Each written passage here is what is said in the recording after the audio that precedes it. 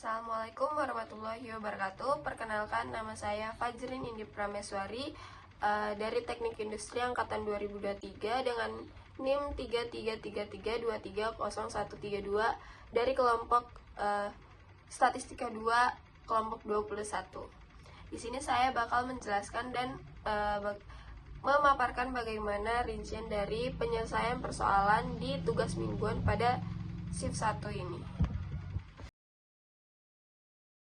Oke, jadi di sini soal yang pertama itu ada sebuah perusahaan ingin mengetahui rata-rata pengeluaran rumah tangga untuk kebutuhan listrik per bulan. Dari hasil survei terhadap 120 rumah tangga diperoleh rata-rata pengeluaran sebesar 450.000 dengan simpangan baku sebesar 75.000. Tentukan interval kepercayaan 95% untuk rata-rata pengeluaran listrik semua rumah tangga di daerah tersebut. Nah, di sini juga saya udah mengelompokkan semua soal ini menjadi ke estimasi parameter apa. Jadi saya bakal menyelesaikan satu soal terlebih dahulu. Gitu. Jadi soal yang pertama itu dia termasuk ke dalam estimasi parameter rata-rata, di mana di sini tuh dia terdapat nilai rata-ratanya sebesar 450.000. Gitu. Jadi saya bakal menggunakan software RStudio yang pertama, baru ke software Minitab. Nah, di sini kita bakal nulis soal yang pertama. Terus kita bakal nulis segala sesuatu yang diketahui oleh soalnya terlebih dahulu. Diketahui. Tadi kan yang diketahui itu X barnya. Saya bakal nulis angka 1 untuk pertanda dia soal yang ke 1. Gitu. Nanti untuk soal yang kedua X bar 2 gitu. X barnya tadi 450.000. Ukuran sampel atau N1 nya itu sebesar ini sebagai tanda N1 nya itu sebesar 120. Simpangan baku itu kita bakal nulis dia sebagai sigma 1 itu sebesar 75.000. Nah, buat alfanya, alfa satunya itu dia sebesar 0,05 atau 0,05 atau sebesar 5%, karena tadi kan tingkat signifikannya itu sebesar 95%. Nah, alfa ini didapatkan hasil dari 100 dikurang dari tingkat signifikan tadi. Jadi cuma 5% atau 0,05. Nah, sedangkan kalau misalnya di estimasi parameter rata-rata atau dia mendekati dengan distribusi normal atau dia menggunakan distribusi normal, itu tuh sisi kanan sama sisi kirinya itu harus sama. Jadi nanti untuk kita mencari Z kritis ya, itu tuh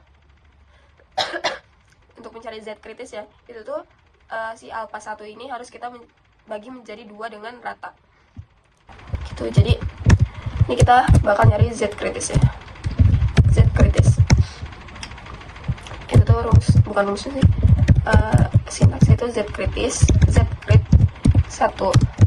Kita pakai sintaks namanya Q0. 1 dikurang alfa 1 per 2, karena kita mau bagi dia sisi kanan sama sisi kirinya. Terus kita print atau kita perintahkan tuh Z krit 1. Nah, kita print. Nah, didapatkan Z kritisnya itu sebesar 1,95. Itu kalau misalnya kita lihat di tabel distribusi normal juga hasilnya 1,95 atau mendekati 1,96. Gitu. Terus kemudian kita bakal nyari si standar errornya. Standar error. Nah, standar error itu SE1.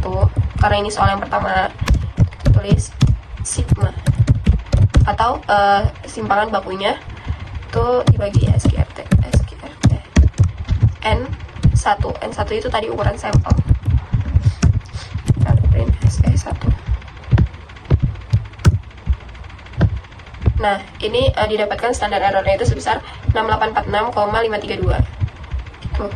Terus, karena kan tadi yang ditanya di soal itu interval kepercayaan kan teman-teman. Jadi, itu tuh yang ditanya itu batas atas sama batas bawahnya atau intervalnya. Jadi kita bakal nyari interval di sini. Batas atas sama batas bawahnya. Batas bawah dan batas atas ya. Kembali. Di sini kita tulis lower bound 1. Karena ini termasuk soal yang pertama. Lower bound 1, terus Z krit X bar dulu, rata-ratanya dulu. Tulis apa tadi? X bar 1, terus dikurang. Kalau misal batas bawah atau lower bound itu tuh pakainya minus. Kalau misal upper bound itu menggunakan simbol plus. Z grid 1 kita kali sama SE atau standar error ya. Nanti ini kita salin aja. Untuk sintaksnya itu soal pertama, soal kedua, sama soal ketiga itu sama ya teman-teman. Bedanya terdapat di jenis estimasinya. Jadi nanti kita ganti aja, ditambah pakai simbol ditambah plus. Nah, baru kita bisa cetak hasil dari si batas atas sama batas bawahnya tadi. Cat selang kepercayaan sebesar 9%, kepercayaan 95%. Nah, ini lower bound, lower bound 1, terus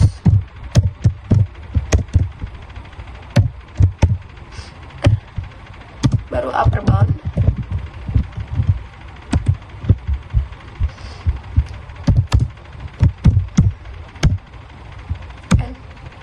Nah, gini ya teman-teman.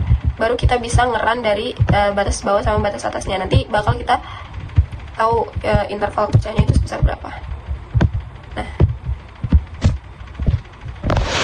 Nah, jadi di software RStudio ini dapatkan selang kepercayaannya itu dari jadi interval kepercayaannya itu sebesar 436581 sama batas atasnya itu 463419.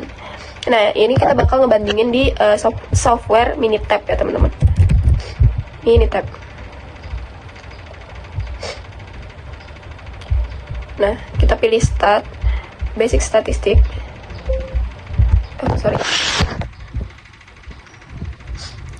Basic statistik. Kita pilih satu sampel karena tadi kita cuma punya satu sampel sebesar 120. Kita pilih summarize data. Nah, sampel size tadi itu kan kita punya 120 ya teman-teman. Buat sampel minnya tadi min itu rata-rata itu sebesar 450. Kita tulis di sini sampel min itu 450.000. Nah, standar deviasinya itu sebesar 75.000. Nah, buat optionnya ini kita pilih yang tidak boleh sama ya, antara min sama hipotesis min.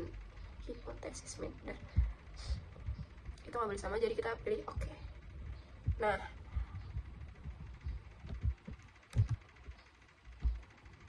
gini ya teman-teman.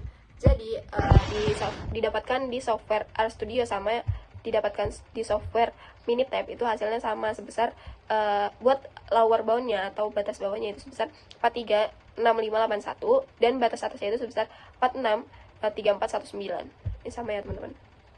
Kita lanjut untuk soal yang kedua. Nah, di sini ada soal yang kedua, itu di mana sebuah lembaga survei ingin mengetahui proporsi penduduk di suatu kota yang menggunakan keadaan listrik. Dari hasil survei di mana 320 orang itu menggunakan kendaraan listrik. Nah, tentukan interval kepercayaan 95% untuk proporsi penduduk yang menggunakan kendaraan listrik di kota tersebut.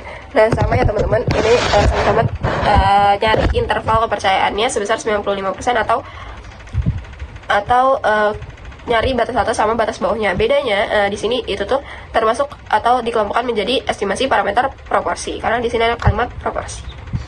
Gitu. Nah, di sini tuh udah saya tulisin atau simpulin dari soal tersebut. Itu tuh di sini ada ukuran sampel itu sebesar 800, proporsi warga atau X itu sebesar 320, terus tingkat signifikannya tadi kan intervalnya itu 95%. Nah, jadi alfanya itu sebesar 5%. Atau sama aja kayak di soal yang pertama tadi, berarti dia mendekati distribusi normal atau sisi kanan sama sisi kirinya itu harus sama. Jadi kita bagi 2 5%-nya. Jadi sekitar 0,025 per sisinya. Gitu. Nah, karena sama ya teman-teman, bedanya di proporsinya aja. Nanti saya bakal nyalin dari sintaks yang soal yang pertama tadi. Nah, ini udah saya salin ya teman-teman buat buat soal yang keduanya. Jadi di sini tuh saya nulis angka 2 sebagai pertanda dia soal yang kedua. Jadi di sini tuh n-nya itu sebesar 800, x-nya itu sebesar 320, pH-nya itu tuh karena di rumusnya itu ada si apa sih, proporsi. Kalau misalnya proporsi itu harus dibagi sama si ukuran sampelnya. Jadi nanti di sini pH-nya itu x2 dibagi sama n2. Tuh. Jadi di sini juga alfanya itu sebesar 0,05. Nah, buat Z kritisnya masih sama kayak yang tadi ya teman-teman. Jadi harus dibagi 2. Karena harus sama antara sisi kanan dan sisi kiri si distribusi normalnya itu. Nah, didapatkan di sini buat Z kritisnya itu sebesar 1,95. Sama kayak di soal yang pertama tadi. Nah, untuk standar errornya ini kita tinggal run aja sama kayak di soal yang pertama tadi. Bedanya di pH-nya aja. Karena ini sesuai rumus dari si estimasi parameter proporsi gitu. Nah, didapatkan standar errornya itu sebesar 0,01732 gitu. Baru kita mencari batas atas sama batas bawahnya. Cetak hasil. Nah, di sini buat di software RStudio itu selang kepercayaan untuk 90% untuk proporsi itu sebesar 0,3660524 dan batas atasnya itu sebesar 0,4339476. Nah, akan kita bandingkan menggunakan software Minitab. Nah, kita pilih stat di sini, terus basic statistik. Kita pilih satu proporsi karena dia cuma punya satu proporsi tadi. Kita pilih summarize data juga. Nah, number of event ini kita bakal nulis dia sebagai si proporsi warga 320 atau X-nya. Nah, number of trials itu kan artinya sampelnya ya. Tadi sampelnya sebesar 800. Option. Ini kita pilih yang tidak boleh sama dengan hipotesis proportion juga. Ini kita pilih normal. Ya, kita pilih yang normal karena dia mendekati distribusi normal. Gitu. Kita pilih oke. Oke. Nah, kita bandingin ya teman-teman antara di software RStudio sama di software Minitab. Jadi di sini sama hasilnya. Antara kalau misalnya selang kepercayaannya itu antara 0,3660454 sama batas atasnya itu sebesar 0,4339476 gitu. Nah, itu untuk penyelesaian soal yang kedua. Untuk penyelesaian soal yang ketiga itu di sini ada soal sebuah pabrik ingin mengetahui variasi dan simpangan baku berat produk yang dihasilkan. Sampel acak dari 12 produk ini menunjukkan simpangan baku sebesar 0,8 kg. Dengan asumsi berat produk berdistribusi normal, hitung interval kepercayaan 95% untuk variasi dan simpangan baku berat produk di pabrik tersebut. Nah, di sini saya juga udah mengelompokkan dia menjadi ke estimasi variasi. Di sini tadi ukuran sampelnya itu 12, simpangan bakunya tadi 0,8 dan itu kan simpangan baku. Nah, sedangkan kalau misalnya variansi itu merupakan simpangan baku dikuadratkan. Jadi ini 0,8 dikuadratkan menjadi 0,64.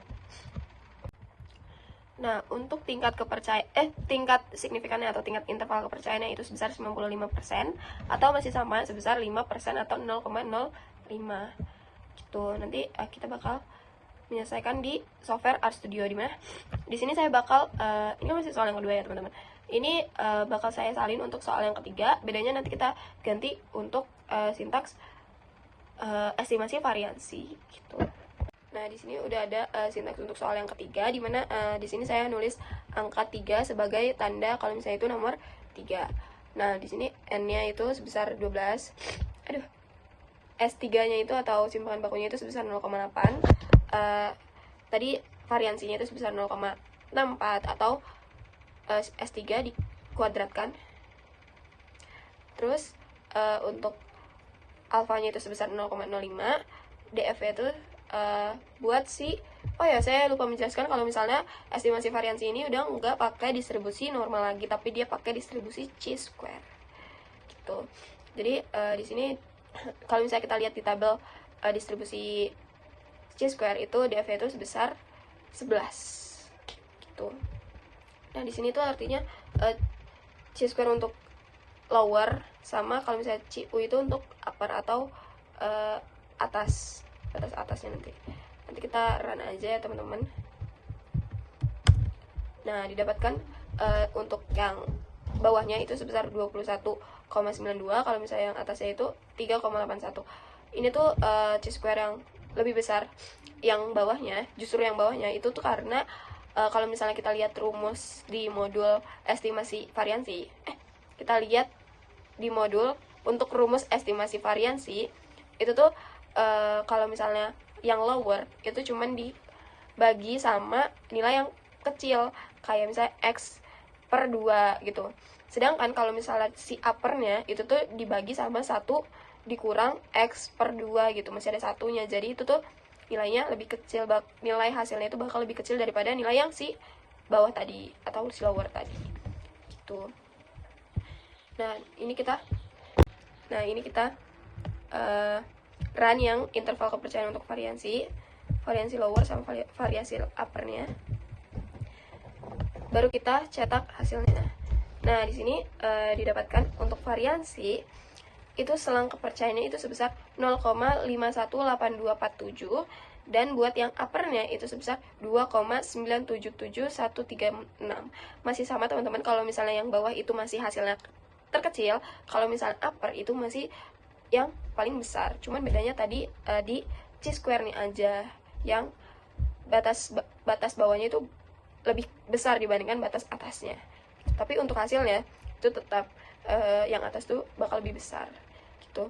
Nah, sedangkan untuk selang kepercayaan untuk simpangan baku itu sebesar 0,7198937, dan buat atasnya itu 1,725436. Nah, ini kita bandingin buat di software Minitab-nya.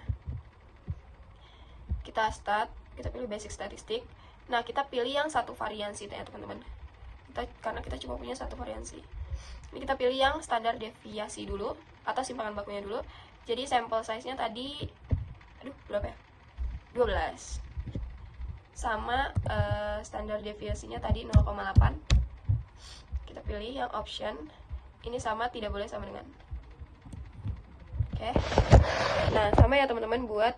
Nah, untuk yang kedua, itu tuh kita pilih stat sama basic statistik. Sama satu variasi juga, bedanya kita pilih yang sampel variasi. Nanti ini 12 sama 0,64. Kita tulis ya, karena dia variasinya. Tadi kan simpangan baku atau standar deviasinya. Tidak boleh sama dengan, oke. Tapi oke. Nah, ini hasilnya sama ya teman-teman, untuk hasilnya. Oke. Sekian dari penjelasan mengenai 3 soal di tugas mingguan statistika 2 dengan modul estimasi parameter ini. Sekian dari saya. Wassalamualaikum warahmatullahi wabarakatuh. Terima kasih.